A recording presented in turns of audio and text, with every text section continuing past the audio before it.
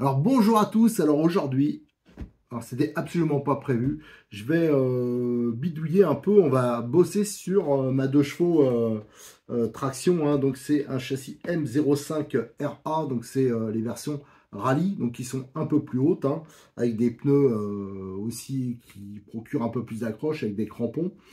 Et cette Tamiya, je vous avais fait le montage intégral sur la chaîne, hein. Donc ceux qui sont intéressés par ça, je vous invite à aller regarder les vidéos. Et j'avais déjà fait des premiers essais. Alors le problème, c'est qu'il n'y a pas beaucoup d'endroits dans mon coin où je peux tourner. Alors c'est vrai qu'elle a tourné 2 fois. Et la dernière fois, c'était, je crois, à Montpellier, donc il y a 1 an, à l'occasion de la course 110% RC. Donc ça fait un paquet de temps. Et c'est vrai que ça avait été... alors si dans les virages, elle marchait mieux que les 4x4, hein, avec c'est une traction, hein. Par contre, elle n'allait pas droit. Enfin bon, il y avait plein de trucs qui n'allaient pas. Et j'avais dit, je vais bosser dessus. Et bien sûr, j'ai oublié. Elle a été mise de côté. Et depuis, elle n'a pas bougé. Et demain, qu'est-ce qu'il y a? Ben, il y a de nouveau la course 110% RC. Sauf que là, il est 17 h. Je viens d'envoyer un message aux discussions internes du club, hein, la messagerie interne. Et je demandais si demain, il y avait du roulage avec, comme il y a un petit circuit qui est au milieu des stands pour les camions Tamiya, pour voilà, ce genre de voitures. Est-ce qu'on allait rouler? Ils m'ont dit que oui. Alors hop, je l'ai sorti en urgence. Et je vais voir ce que j'ai le temps de faire en peu de temps, parce que j'ai tout... demain, je vais faire bien sûr les photos, les vidéos, alors j'ai tout à préparer. Et je vais essayer de faire la bidouille minimum, hein, sur celle-ci. Alors, je voulais la passer avec un moteur un peu mieux, tout ça, mais ça, j'aurais pas le temps. C'est mort, je voulais la passer en lipo, mais je vais vous expliquer pourquoi, c'est un peu compliqué. Mais au moins, je voudrais changer la radio et surtout le cerveau de direction. Et ça commande. Allez, on va regarder, on va déjà faire un petit bilan sur la voiture. Pour ceux qui ne connaissent pas, je vais vous le représenter un peu. Et je vais m'y attaquer tout de suite, hein. Ça va être en résumé, hein. Je ne vais pas tout vous montrer en détail. Parce que là, il va falloir que je fasse mode express. Alors, le bolide, alors on va retirer la carrosserie. Voilà. Et on va regarder, hein, ce qui a changé. Donc, je vais changer le récepteur parce que je vais mettre ma radio perso, hein, avec une radio de droitier. Je galère un peu. Qu'est-ce qu'on va faire d'autre? Le système de direction. Donc, je vais vous montrer ça. Je vais mettre donc un S12, hein, parce que c'est beaucoup plus rapide. Et je vais, alors je sais que c'est risqué, mais je vais supprimer le sauve-cerveau. Alors voilà, le S12, hein, qui est bas, qui est métallique et qui est beaucoup plus rapide. J'aimerais bien changer aussi le contrôleur, parce que je sais qu'il y a des fans des contrôleurs Tamiya, comme ça, les anciens modèles, mais moi je voudrais mettre, où c'est que je l'ai mis? J'en ai un là, voilà. Je voudrais mettre un type 1060 Obi-Wing, ça j'ai récupéré chez Cyril de 34, qui est câblé directement en DIN. Là, la batterie, c'était encore une NiMH. Le problème, c'est la forme du logement. Ça, on va vérifier, mais je pense pas qu'une batterie normale, elle rentre dedans. Il y a une option, hein, pour avoir un châssis avec une section rectangulaire. Là, normalement, c'est une section ronde sur ce modèle-là. Voilà. Donc voilà, le problème, c'est que les batteries, généralement, voilà, j'ai pas le châssis option. Mais par contre, j'ai 2 batteries comme ça. Alors par contre, ça m'embête, elles sont toutes neuves. C'est des batteries que j'ai mis pour ça, hein, pour les Tamiya. C'est des batteries LiPo, mais avec une section, voilà, arrondie, hein, comme les batteries NiMH. Alors faites attention, hein, si vous avez ce type de voiture, de ne pas vous planter dans l'achat des batteries, à moins d'avoir l'option. Donc c'est un châssis, voilà. Là, c'est une section avec des angles droits, la version option. Donc ça, on va le virer. Et j'aurais bien testé le moteur, parce qu'à un moment, Cyril, il m'avait passé ces moteurs-là, les moteurs Apsima, c'est un 15 tours. Donc là, ça pousserait bien, c'est des moteurs hyper économiques, hein. Ceux-là, vous regardez sur son site, dans moteur électrique, hein, charbon. Ça permet d'avoir quelque chose qui pousse bien et qui est pas cher. Donc j'aurais bien tenté de faire ça. Pour le reste, j'avais les amortisseurs hydrauliques à mettre à l'arrière, tout ça, mais j'aurais pas le temps. Alors pour l'instant, ça restera comme ça. Donc je vais voir, hein, si j'ai le temps de faire tout ça, en plus de la charge des batteries, de tout ça, hein, toute la préparation pour la course de demain. Surtout que je vais prendre aussi la Kyosho Phaser brushless avec moi. Enfin voilà, j'ai beaucoup de boulot. Alors je m'y attaque, hein, je vais un peu accélérer les trucs, hein, je vais les monter au fur et à mesure et je vous montrerai les résultats. Hein. Je vais pas vous montrer le montage parce que ça sera beaucoup trop long. Déjà, ce que je vais faire, je vais tout décortiquer là. Moi je pense déjà ça sera un peu moins bordel au niveau des câbles. Je vais démonter le moteur. Pour l'instant, je laisserai, je pense, le rapport qu'il y a dessus. Donc il sera peut-être pas bon avec le moteur que je vais monter, mais c'est pas grave. Et je vais donc virer le cerveau. Enfin voilà, je vais tout dégager dans un premier temps. Ah, j'ai tout dépouillé, hein, donc j'ai enlevé le récepteur. De l'autre côté, j'ai enlevé le contrôleur et l'interrupteur. J'ai enlevé le cerveau de direction ainsi que le moteur. Tiens, en parlant, regardez le logement, là on le voit mieux, vous voyez les bords arrondis. Donc quand vous essayez de mettre une batterie classique, là j'ai mis une light. Ça c'est des batteries que je connaissais pas, que Cyril a reçues, c'est des 2002. Alors c'est des toutes petites capacités en lipo, mais par contre c'est hyper léger. Alors pour certaines voitures loisirs, qu'il faut pas que ce soit trop lourd, c'est plutôt bien et en plus ça vaut vraiment pas cher. Et donc ça rentre pas hein, dans le logement. Donc ça c'est pas bon. Par contre les batteries lipo, là c'est une connect aussi. Là elle va rentrer parce qu'elle a la forme qui va bien. Voilà, donc ça il y en a, faut faire attention. Par contre c'est souvent des batteries qui sont pas très performantes. Hein. On voit que là c'est 30C, donc c'est pas voilà, des batteries qui accepteraient des gros moteurs. Mais enfin, sur ce genre de voiture, ça sert à rien. Donc le cerveau. On va commencer par le cerveau. J'ai trouvé pourquoi ça déconnait l'autre fois. Il allait pas droit parce que ça c'est un S13. Les S13 ils sont vraiment très bien. Alors les appellations que je vous donne dans d'autres marques on les trouve sous d'autres noms. Hein. Mais chez Cyril c'est ça. Il a une gamme et il l'a nommé S13 parce qu'il fait 13 kilos. Donc c'est un cerveau que je monte sur plein de voitures qui a l'avantage d'être vraiment pas cher. Sauf que faut faire attention, il faut que la tête ici, c'est pour ça qu'il y en a plein qui ont acheté ça sur des sites chinois, tout ça. Alors ça vient de Chine, de toute façon, il ne faut pas se faire d'illusions. Et qui ont eu, qui disaient, ouais, ils sont pas terribles. C'est parce qu'en fin de compte, il y a eu une petite série qu'il a reçue. Lui, il fait gaffe de commander les bons. Et on les reconnaît parce qu'ils ont la tête, cette espèce de gris là. Et ça, ceux-là, ils tiennent pas le choc. Ce qu'il faut, c'est qu'ils aient une tête couleur cuivre. Et là, il n'y a aucun problème, ils sont vraiment fiables. Alors, donc ça, c'était passé, vous voyez, je l'avais pris à l'époque. Et il m'a demandé si j'en avais un. Il avait fait un rappel, en fin de compte. Et je lui avais dit que non. Et en fin de compte, si, bah, celui-là, c'était ça. Et donc, ceux-là, ils déconnent assez rapidement. Par contre, les normaux, hein, ceux qui sont bons, hein, qui représentent 99% de ce qui a été livré, il n'y a absolument aucun problème. Enfin, voilà. Donc, comme il fallait que je le change, je vais monter un S12, hein, donc, qui est beaucoup plus bas. Si on regarde, regardez. Voilà, beaucoup plus compact qu'un carter semi-métallique en alu et surtout qui est beaucoup plus rapide. Donc ça sera tout bon pour la direction et en même temps j'en profiterai pour supprimer. Je vais prendre le risque. Hein. C'est sûr quand on prend des pètes, mais ce cerveau je sais qu'il est hyper solide. On va supprimer, on va mettre un palonnier alu pour avoir le moins de jeu possible dans la direction. Pour le moteur, donc j'ai viré le moteur d'origine qui est un 27 tours et on va mettre donc le 15 tours. Donc ça va pousser un peu plus. Et le contrôleur, hein, donc là c'est le contrôleur d'origine, hein, voilà, il y a des câbles un peu partout. Et là je vais mettre celui-là qui est beaucoup plus compact. Et c'est un Obi-Wing, c'est un 1060, à origine 1060. Et lui il sera, déjà il va encaisser beaucoup mieux et il est câblé directement avec des prises DIN. Donc ça sera aussi un gros progrès. Allez, je vais assembler tout ça sur la voiture. Allez, il doit être 21h30. Là, il y a le match de rugby à la télé. Je regarde en même temps et je viens juste de finir la voiture. Ce que j'ai fait, donc là, vous voyez le récepteur, hein, je l'ai monté comme ça. Il n'y a pas de protection, mais ça va très bien, il n'y a aucun souci. J'ai passé les câbles au mieux. Le cerveau de direction, donc je l'ai changé et j'ai mis le palonnier bleu là.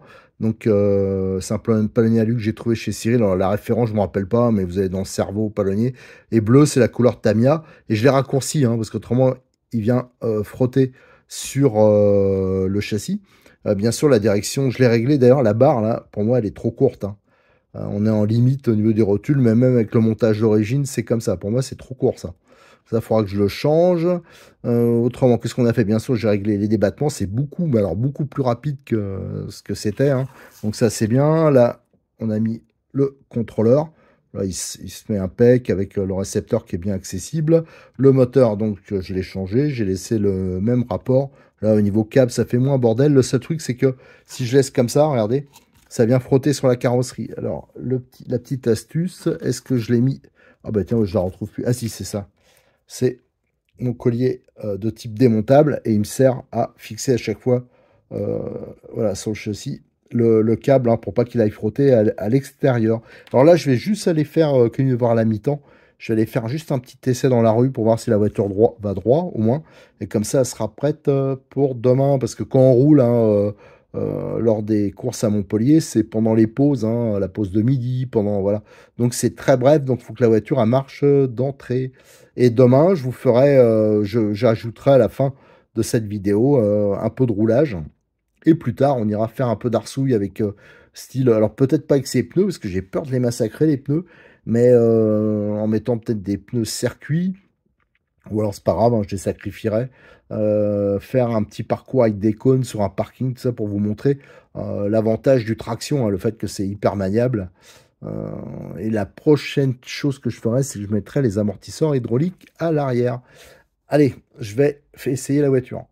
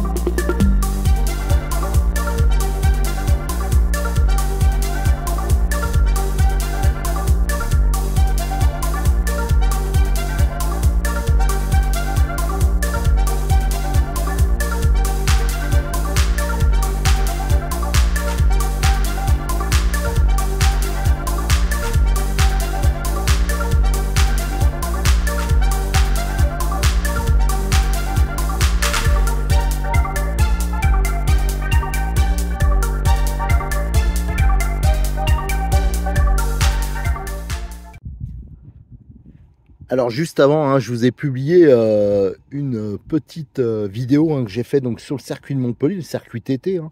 Hein. Donc vous avez vu la voiture, bon, en fin de compte, ça allait plutôt pas mal, hein, malgré qu'il y ait des cailloux. Hein, je rappelle, c'est une piste pour les TT 1/8. Alors j'ai pas tout filmé, hein, parce que j'ai essayé de faire un tour de circuit, mais comme vous voyez, il y a eu un petit saut là que j'ai pas assez freiné et j'ai perdu le pare-choc à l'avant. Alors comme la course ça reprenait, hein, j'ai fait ça pendant une pause. J'ai pas trop insisté. Alors j'ai dit tiens, il me reste un tout petit peu de batterie parce que j'ai pas tout filmé, mais j'ai quand même pas mal tourné. Donc là, la batterie elle doit être un peu sur la fin. Je sentais qu'il y avait un peu moins de patates. Alors je vais la finir. Je n'avais pas chargé une seconde. Je vais la finir là sur le parking, juste pour vous montrer, hein, l'avantage du traction, hein, c'est que ça tient super bien la route et on peut s'amuser aussi sur le goudron, mais faites attention quand même à l'usure des pneus. Allez, je vais la mettre en route. Allez go la petite deux pattes, hein. Allez, alors ça patine bien sûr quand à l'accélération, hein. On a des pertes, mais par contre ça tient super bien la route. Alors celle-là, je rappelle, elle n'est pas équipée des amortisseurs à l'arrière. Vous voyez, ça tourne dans un mouchoir de poche. Et tu as une vitesse de pointe quand même qui est sympa, hein, qui est pas négligeable. Hein. Et je rappelle, c'est pas un brushless, hein. C'est moteur charbon. Alors la différence de performance, alors le rapport, faut peut-être l'adapter. Hein. Là, il faudrait peut-être être un peu plus long. Donc on gagnerait en vitesse de pointe et on patinerait un peu moins au démarrage.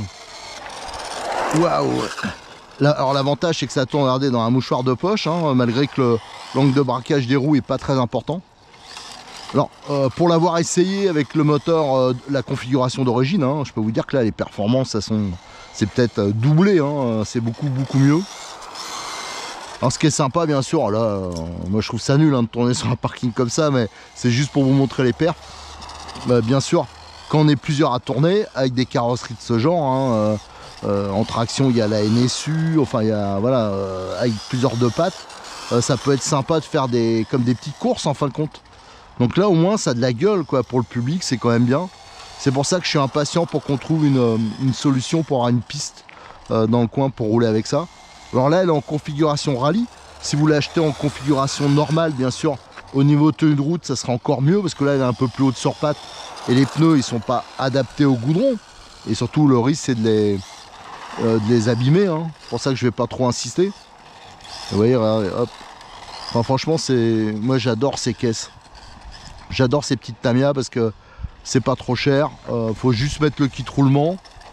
Et hop, on a une voiture quand même qui est sympa, qui ressemble à quelque chose, qui trace un peu. Voilà. Alors, pour ceux qui achètent la version normale, hein, les 2 chevaux, la Charleston, ou la NSU, que j'ai montré aussi, ce que vous pouvez faire, c'est de la prendre dans cette configuration. Moi, c'est une comme ça, hein, c'est une Charleston. C'est pas une version rallye à la base. Et je me suis acheté la grappe de fusée TT, enfin pas TT, rallye. Je vous montrerai ça à la fin. Je vous le montrerai. Je ferai une petite conclusion en arrivant à la maison. Donc, ça vous permet de la passer soit en piste, soit en version rallye en quelques minutes. Voilà. Donc quand vous retournez le goudron, par exemple comme ici, vous utilisez les pneus qui sont livrés dans la version 2 chevaux Charleston et les étriers porte-fusée arrière classiques, donc elle sera beaucoup plus basse, donc elle va tenir la route. Les pneus, vous n'aurez pas l'histoire de, vous n'allez pas massacrer les pneus rallye, hein, qui vont pas faire long feu si j'insiste trop là. Donc voilà.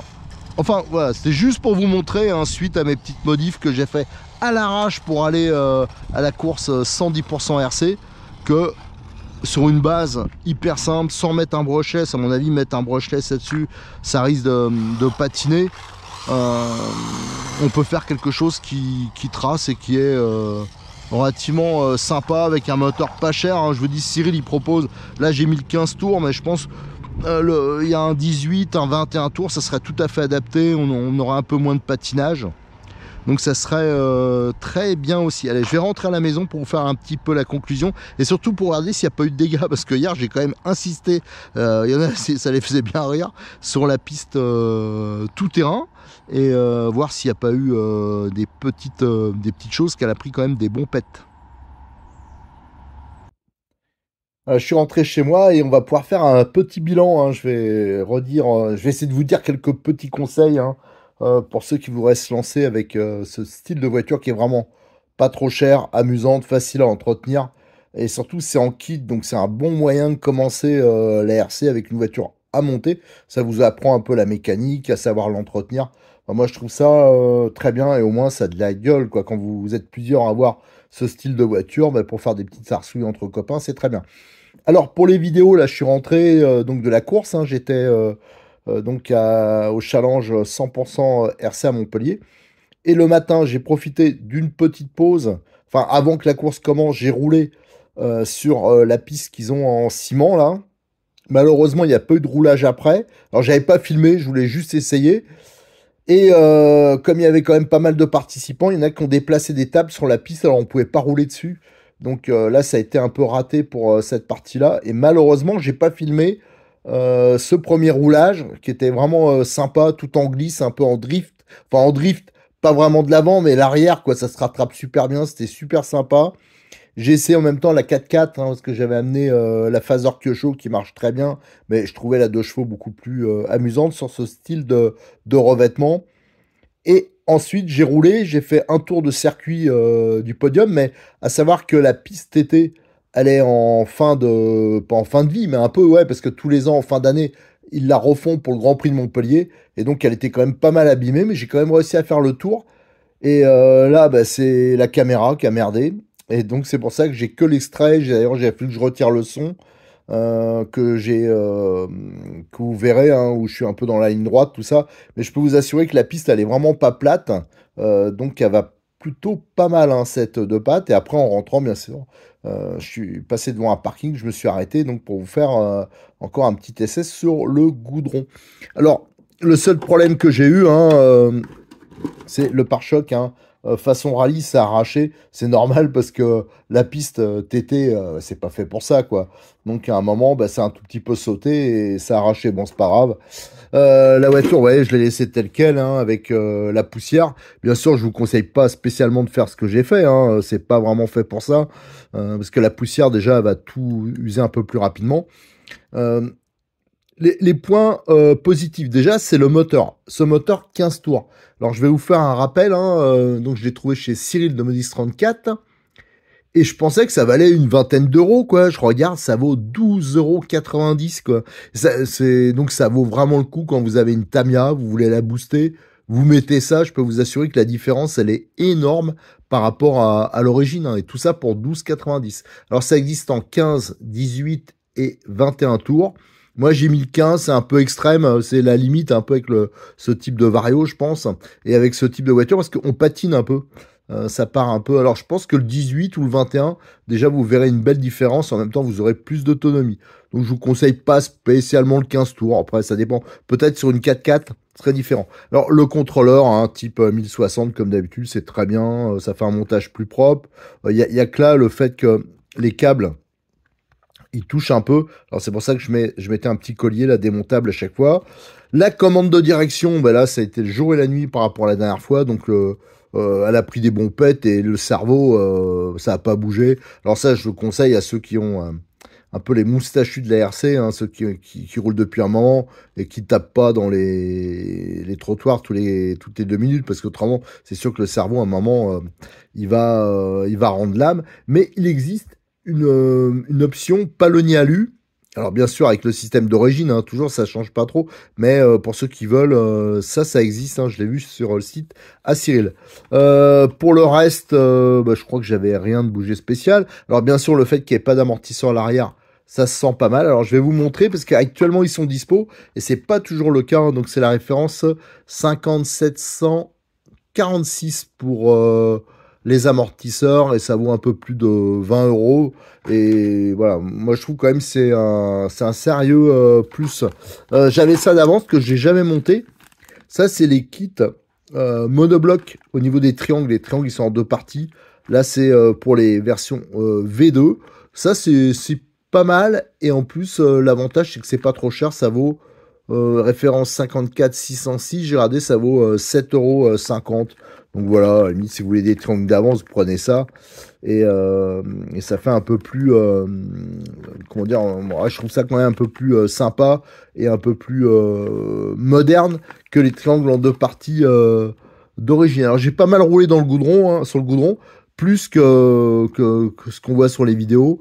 Et les pneus là, bon, ils se sont pas trop bouffés, donc ça va. Mais vraiment, on le regardera parce qu'après on regardera le châssis de la NSU. Si vous voulez rouler sur le goudron, c'est bien d'avoir un autre train de pneus et de les changer, de les conserver, celle-là vraiment pour la terre.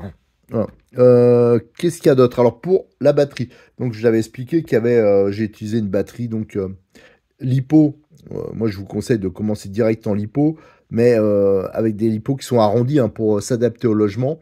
Alors, j'ai la référence du châssis V2, Cyril y en a, ça vaut 13,10 €, si je me suis pas planté, et c'est la référence 54 605. Donc ça vous permet de mettre des lipos classiques. Alors ça, c'est le jour où je la démontrerai à la voiture, je ferai du boulot dessus. Ça, c'est sûr que je le mettrai, cette option. Pour le rapport de démultiplication, je vous dis, moi, je trouvais que c'était... alors là, je suis en 16 dents. Ah ben, en fin de compte, c'est le plus court. Moi, je pense qu'il faut mettre plus long pour pas patiner. Donc j'essaierai peut-être 18 ou 20 dents. Alors ça pareil, j'ai vu qu'il les a, les rapports de démultiplication. Faut pas mettre n'importe quel pignon parce que c'est en module 0,6, c'est spécifique à Tamiya. Donc là c'est sûr, moi le rapport il est trop court. Avec un rapport plus long, déjà on aura encore plus de pointes, mais surtout on va moins patiner. La voiture elle sera plus facile. Donc ça c'est vraiment la prochaine petite modif que je vais faire. Qu'est-ce qu'il y a d'autre? Alors je vais vous dire, hein, au niveau des portes-fusées, quand vous avez une 2 chevaux classique ou le châssis comme la NSU qui est en dessous. De toute façon, ça, c'était une classique à la base. Alors actuellement, c'est pas disponible, mais les fusées et les étriers fusées arrière, un porte-fusée arrière, pour régler la hauteur de suspension de garde-sol, c'est 51 425. Le kit visserie, alors il n'est pas monté dessus, mais la prochaine fois, je le montrerai, le kit visserie de chez Cyril, hein. C'est pas mal parce que ça permet d'avoir visserie inox et en empreinte 6 pans. Donc c'est la référence 1347. Le kit roulement, ça par contre, faut absolument le mettre d'entrée. Alors moi, il y a le kit Tamiya, mais il est trop cher, moi je trouve. Vous avez chez Cyril, chez Modis 34, vous avez le kit roulement, c'est la référence M121. Et ça vaut, il est tout complet, ça vaut 17,40 €. Autrement, pour le reste, hein, je vous dis, surtout le moteur, hein. À ce prix-là, faut pas s'en priver, hein, quel que soit d'ailleurs le 10e, hein, mais franchement, monter un moteur brushless, un combo brushless sur ce type de voiture, je trouve que ça sert strictement à rien parce que ce sera trop puissant. par rapport à la transmission, hein. C'est une traction, donc en fin de compte, la puissance, ça va partir en fumée. Donc c'est pas top. Là, simplement en changeant le rapport de démultiplication, là, j'aurai quand même une vitesse de pointe qui sera vraiment super. Alors, si je compare... Alors, attendez, je vais prendre la NSU, je retire la carrosserie, je fais ma petite salade. Alors, vous avez... Alors déjà, la garde au sol, là, ça se règle ici. Alors, je vais voir si on peut le voir comme ça. Sur les étriers, ouais, là, on le voit. Si je fais comme ça, là, on voit les portes fusées. Ils dépassent ici. Voilà. Là, ils sont à même niveau parce qu'il n'y a qu'un trou de fixation. Là, on a deux. Donc, si on veut avoir la même garde au sol que la NSU ou la 2 chevaux d'origine, il faut mettre les axes ici, dans ce trou-là. Autrement, pour gagner la garde au sol, donc ça doit faire gagner peut-être 4 mm, quelque chose comme ça. Si je mets les deux l'une à côté de l'autre, voilà. Là, je glisse mes doigts. Et là, voilà. La différence, elle est vraiment réduite, hein, parce qu'il doit avoir, ouais, je vous dis, ouais, 4-5 mm d'écart à peu près. Au niveau des pneus, moi, je vous conseille, si vous pouvez, alors, par exemple, si vous prenez une 2 pattes hein, d'origine, vous aurez des pneus plus circuit. Je crois qu'ils sont avec une structure quand même. Donc, quand vous roulez sur le goudron, comme sur la vidéo là, que j'ai fait sur le parking de Super U, c'est quand même mieux d'avoir des pneus de ce type, hein, des pneus circuit, parce qu'autrement, les pneus rallye, vous allez les défoncer. Alors ça, faut que je prévoie d'avoir un train d'avance, surtout que ça se bouffe pas, hein. Je vais regarder, je l'ai peut-être en plus ceux de la 2 chevaux classique. Pour le reste, franchement, j'en suis hyper content. Le S12 là, il a vachement plus de patates. Là, ça tourne dans un mouchoir de poche. Enfin, c'est vraiment très très bien. Moi, j'en suis content. Faut vraiment qu'on la fasse rouler plus souvent. Et d'ailleurs, sur notre page Facebook, là, j'ai mis en copie le domaine Bois de Rose, hein, Jean-Luc qui a publié une vidéo du circuit là qui est encore en travaux, tout ça, de circuit rallye. Donc ça, dès que je vais pouvoir, je veux finir une version 4x4 M châssis et j'irai donc faire les tests, hein, donc avec la 2 chevaux et la version 4x4 sur le nouveau circuit rallye du domaine Bois de Rose. Voilà. Donc je vous rappelle que toutes les photos, les infos, tout ça, je vais les mettre sur le sujet qui sera en lien sur le forum de RC Mag. Et je remercie encore hein, Cyril pour son aide. Hein. Il est vraiment spécialisé dans ce type de Tamiya. Il a toutes les pièces qui sont dispo. S'il y a une pièce d'origine que vous ne trouvez pas, il vous dépannera tout le temps. Donc n'hésitez pas à le contacter pour ça. Et en plus, c'est lui qui produit donc les kits roulement spécifiques et aussi le kit visserie. Allez, à très bientôt sur notre chaîne YouTube. N'oubliez pas de liker, de partager sur vos réseaux sociaux et de vous abonner.